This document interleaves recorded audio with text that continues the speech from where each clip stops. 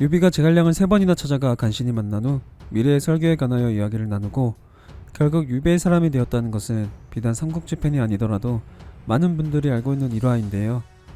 유비가 제갈량을 등용하기 위해 3번이나 찾아간 노력에 못지않은 수고로움을 제갈량 또한 행했다고 합니다. 제갈량이 주부로 삼으려 했지만 이를 거절했던 인물, 그는 바로 두미라는 형님인데요.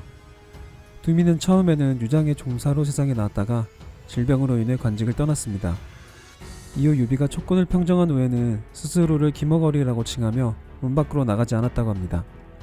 건흥 2년, 제갈량이 익주목을 겸임하면서 인재를 선발했는데 제갈량이 점 찍은 인물 중 한 명이 바로 두미 형님이었습니다. 제갈량은 두미에게 주부라는 자리를 제안하며 세상으로 다시 나올 것을 청했지만 두미는 제갈량의 제안을 거절합니다. 이에 제갈량은 포기하지 않고 그에게 수레를 보내어 데리고 와 직접 만났는데 직접 만나서도 두미는 사양의 뜻을 내비칩니다. 하지만 유비를 보며 배운 것이 있었는지 거듭되는 까임에도 굴하지 않고 제갈량은 그 자리에서 직접 편지를 써주며 두미를 유혹하기 위해 그동안 갈고 닦은 글솜씨를 뽐냅니다. 나는 그대의 덕행을 듣고 굶주리고 갈증나는 것처럼 오랫동안 흠모했었는데 맑은 물과 흐린 물이 흐름을 달리하는 것처럼 삶의 방식을 달리하면서 이유 없이 그대에게 가르침을 구하려고 했습니다.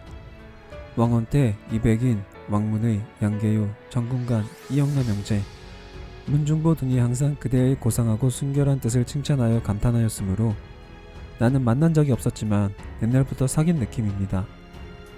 나는 미처 어찌할 사이 없이 매우 급작스럽게 실속 없는 헛된 명성에 기대어 그대의 주를 통솔하게 됐습니다. 덕행으로 얻은 명망은 미미한데 직책이 무겁기 때문에 많은 걱정이 됩니다. 주공께서는 올해 겨우 18세가 되셨지만 본래 타고난 성품이 인자하고 총명하며 덕이 있는 자를 아끼고 재간이 있는 자를 공손히 대합니다. 사람들은 한나라 왕실을 사모하고 있습니다.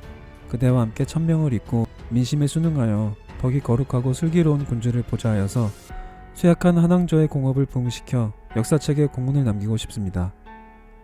그대는 현명한 사람과 어리석은 사람이 함께 대사를 도모할 수 없다고 말했고 이 때문에 스스로 세상과의 연을 끊고 수고로움이 많은 생활을 하면서 자신을 구피려 하지 않았습니다. 역시 적백대전을 앞두고 송공과 단판을 지어 동맹을 이끌어낸 제갈량답게 엄청난 말발입니다.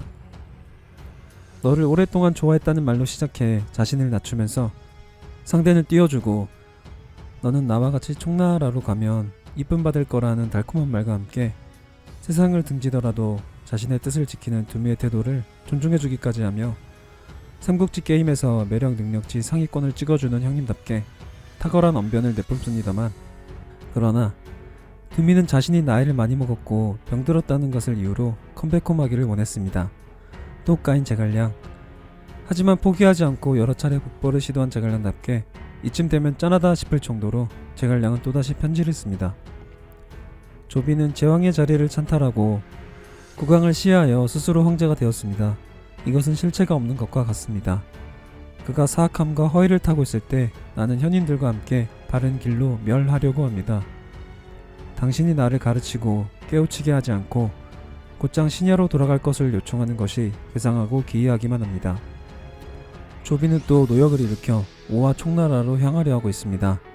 지금 조비가 일이 많아 매우 바쁜 것을 기회로 삼아 잠시 국경을 닫고 농사에 힘쓰고 백성들을 기르며 만물을 자라게 하고 아울러 군수물자를 준비하여 조비의 군대가 피로해질 때까지 기다린 후에 토벌한다면 병사들로 하여금 싸우지 않게 하고 백성들로 하여금 수고롭지 않게 하고도 천하는 평정될 것입니다. 그대는 단지 어질고 너그러운 행실로서 이 시대의 국사를 맡아주셔야 합니다. 그대에게 군사에 관해서는 묻지 않을 것입니다. 어찌하여 떠나는 것을 요구하는데 급급하십니까?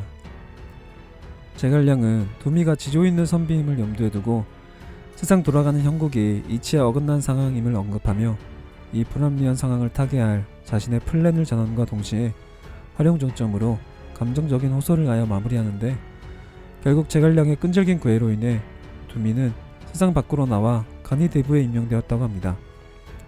제갈량에게 삼고초려라는 일화 때문에 인간관계에 있어서는 뭔가 고고하고 시크한 느낌이 들었었는데 제갈량 또한 자신에게 필요한 인재다 싶으면 자신의 지위를 신경쓰지 않고 애잔하다 싶을 정도로 매달리는 모습에서 세상에 이름을 남긴 인물은 달라도 뭔가 좀 다르구나 라는 느낌을 받는 대목이네요. 한편으로는 제갈량이 이렇게 굽히고 들어갈 정도면 당시 총나라가 다른 나라에 비해 상대적으로 인재가 정말 부족했고 제갈량이 정말 인재에 목말랐었구나 라는 생각도 들긴 하는데, 두미에 관한 기록이 그다지 자세하진 않지만 제갈량이 이토록 공을 들일 정도의 인물이었다면 꽤나 능력이 출중한 인물이었으리라 짐작되네요.